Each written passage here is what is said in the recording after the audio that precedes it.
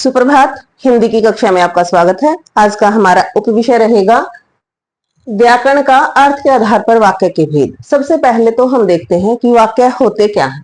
शब्दों का वह सार्थक समूह, सार्थक का मतलब अर्थ के साथ, जिसका कोई ना कोई अर्थ निकले, जिसके किसी भाव या विचार को प्रकट किया जा सके। जो हमारे मन में विचार है या भाव है, हम उनको प्रकट करते हैं और दूसरा समझ लेता है, तो वही वाक्य है। वाक्य के दो अंग हैं, उद्देश्य और विधेय। उद्देश्य क्या होता है और विधेय क्या होता है, ठीक है।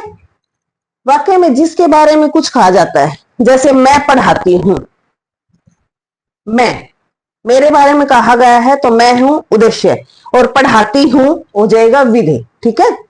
अर्थ के आधार पर वाक्य के 8 वेद हैं। विधानवाचक, सामान्य कथन, सूर्य हमें प्रकाश देता है। विधानवाचक वो होता है जहां सामान्य रूप से कोई बात हम कह देते हैं। निषेधवाचक है किसी भी बात का मना कर देना, कि तुम दिल्ली नहीं जाओगे। किसी काम को मना जब हम करते हैं, नकारात्मक जो शब्द होते हैं, वाक्य होते हैं, उन्हें निषेधात्मक वाक्य कहते हैं। जैसे रवि आज नहीं पढ़ेगा। नंबर 3 है प्रश्नवाचक, जिन वाक्यों का प्रयोग प्रश्न पूछने के लिए किया जाता है। जैसे आज आप क्या करोगे, जैसे कौन आया है, ठीक है। आज्ञावाचक, किसी को आज्ञा देना, अनुमति लेना या आदेश देने का जहां बोध होता है, उसे आज्ञात्मक वाक्य कहते हैं। जैसे तुम बाहर चले जाओ। इच्छा, जहां हमारी इच्छा होती है, जिन वाक्यों द्वारा इच्छा, शुभकामना, आशीर्वाद का बोध हो, उन्हें हम कौन से वाक्य में रखते हैं, इच्छावाचक वाक्य में। जैसे ईश्वर तुम्हें लंबी आयु दे। नंबर 6 है हमारा संदेहवाचक, संदेह, जहां शक होता है, जिन वाक्यों में संदेह या संभावना हो कि शायद का बोध हो, जैसे शायद कल आएगा, शायद कल वर्षा हो, ठीक है।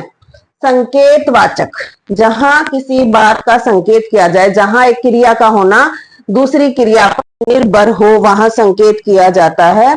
जैसे तुम पढ़ते तो पास हो जाते, यदि वर्षा होती तो फसल अच्छी हो जाती। तो एक क्रिया का होना, पूर्ण होना, दूसरी क्रिया के ऊपर निर्भर करता है। अगला है विस्मयादि वाचक और वाक्य, जिन वाक्यों से घृणा, हर्ष, शोक, आश्चर्य का भाव प्रकट होता है, उन्हें हम कौन से वाक्यों में रखते हैं, विस्मयादि बोधक वाक्यों में रखते हैं। जैसे अरे तुम आ गए। तो अर्थ के आधार पर वाक्य के जो भेद हैं वो मैंने यहाँ दोबारा से लिखे हैं। नंबर 1 विधानवाचक, निषेधवाचक, प्रश्नवाचक, आज्ञावाचक, इच्छावाचक, संदेहवाचक, संकेतवाचक और विस्मयादि वाचक। तो ये था हमारा अर्थ के आधार पर वाक्य के भेद। धन्यवाद।